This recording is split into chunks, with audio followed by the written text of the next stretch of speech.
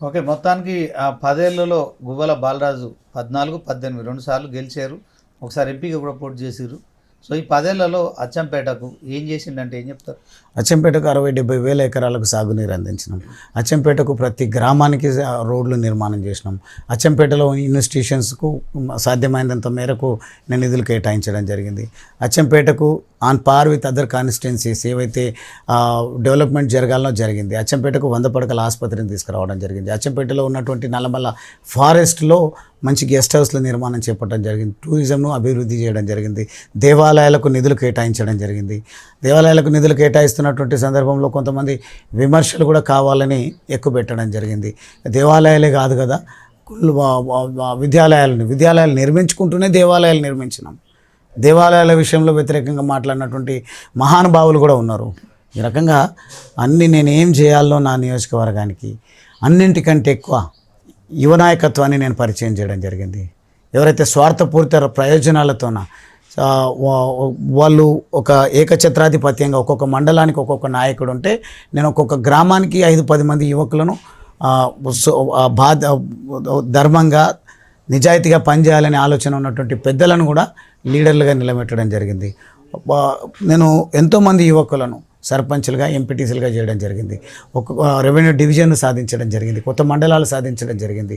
అసాధ్యం అనుకున్నటువంటి 500 జనాభా ఉన్న గ్రామాన్ని గ్రామ పంచాయతీ చేస్తామంటే సాకలి గుడిసెలు అని వంగూరు మండలంలో డిండి ప్రాజెక్ట్ బ్యాక్ వాటర్ దగ్గర ఉంటుంది.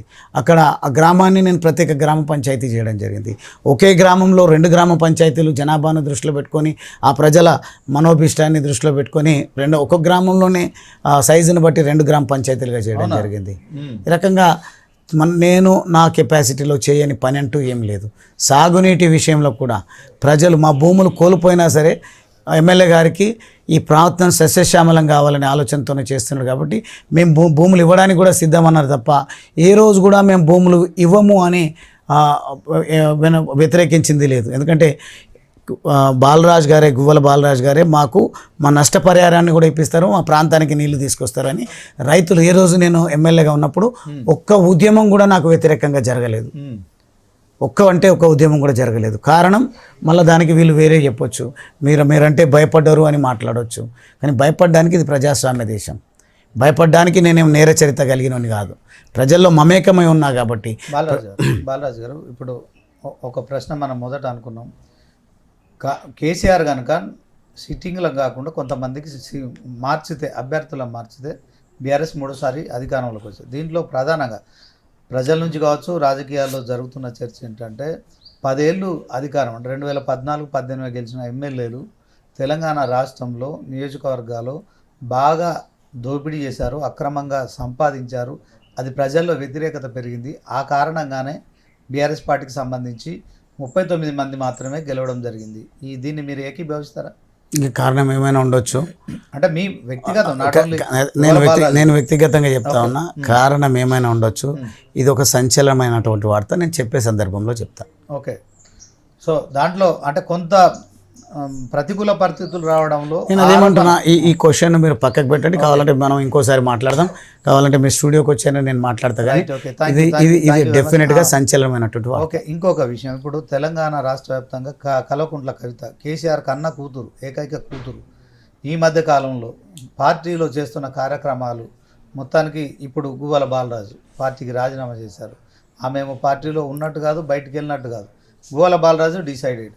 సో రేపు పొద్దున కవిత కార్యాచరణ ఏముంటుంది, ఆమె ఇట్లా ఎందుకు చేస్తుంది, ఆమె వెనక రేవంత్ రెడ్డి ఉన్నాడు, మరి గువ్వల బాలరాజు వెనక కూడా మరి రేవంత్ రెడ్డి ఉన్నాడా?